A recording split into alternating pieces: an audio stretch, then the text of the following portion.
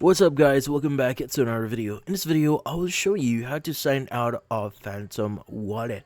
So you might be wondering, how do you sign out from your Phantom Wallet? Well, this one is pretty easy. So the first thing we want to do is we want to open up the Phantom app here. And before we log out, we need to make sure that we will still be able to access our account. So what you need to do is you want to go to the very top here, which in this case will show you your account name. Let's go and click on it. Now you want to go and click on the gear icon at the top right of the screen.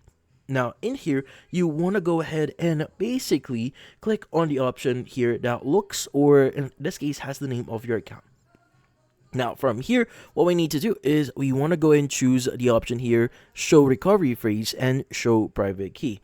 Now what you need to do is you need to make sure that you save both this recovery phrase and private keys, because you'll be needing this if you want to access your account again later on.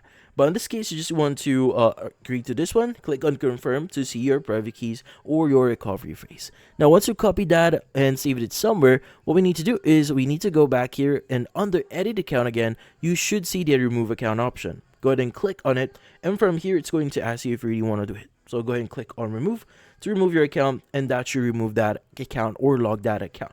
Now if you want to add a new account, you can go ahead and click on your account name at the very top again here, click on add connect wallet, and basically use the option here, either import private key or import recovery phrase. Now from now on, enter the appropriate options or details here, and you should be able to log in again into your Phantom Wallet account or wallet.